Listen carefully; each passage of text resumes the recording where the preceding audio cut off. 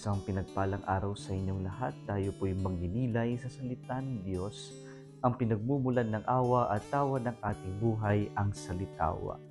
Today we are celebrating the memorial of Saints Joachim and Anne, the parents of the Blessed Virgin Mary, and the grandparents of our Lord Jesus Christ.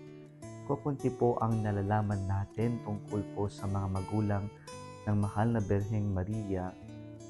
At yung ating pong nalalaman ay galing po sa Proto-Evangelium of James na hindi naman natin kinoconsider na canon or inspired by the Holy Spirit.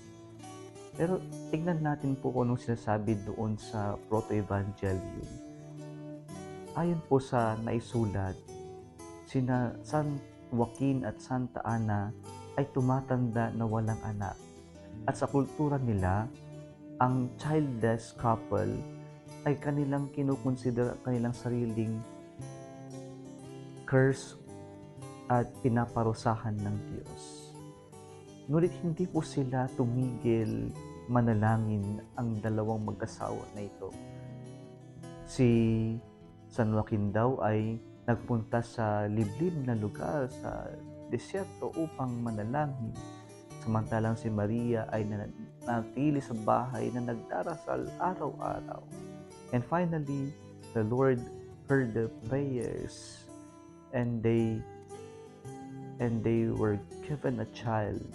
And so Saint Anne bore a child and they named her Mary, the Immaculately Conceived Child. Kaya po mga kapatid, nakikita natin dito sa kwento nila San Joaquin at Santa Ana na ang Diyos alam niya kung ano yung ating kailangan. Alam ng Diyos kung ano yung pagpapala na kailangan natin. Kailangan lang din natin ipagkatiwala sa Diyos ang ating buhay at matutong magtiwala sa perfect timing ng Diyos. Kaya mga kapatid, huwag po tayong magmamadali. Kasi ang lahat ng bagay kapag may pananampalataya ay laging mayroong perfect timing sa plano ng Diyos.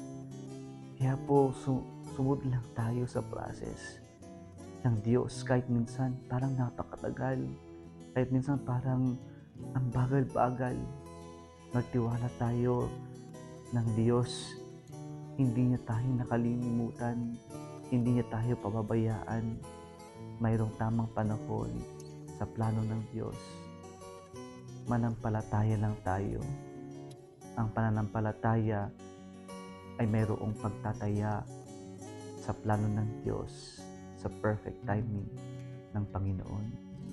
Sa ating ebanghelyo nga, makikita natin dito, sabi ni Jesus, when a person hears the message of the kingdom but does not take it seriously, the devil comes and snatches away what was sown in his heart. Dito po makikita natin na ang salita ng Diyos ay regalo na kailangan nating pahalagahan. Kaya dito sa ating ebanghelyo, isinalaysay yung mga klase ng mga tumanggap sa salita ng Diyos, sa biyaya ng Diyos. At iba't iba, at dito pinaliwanag din po ng Panginoon. Yung una, lack of understanding. Yung isa, lack of root. Hindi po umugat yung salita ng Diyos kasi pinabayaan. At yung pangatlo ay ito po yung problem na kinain, nilamon po ng makumundong buhay.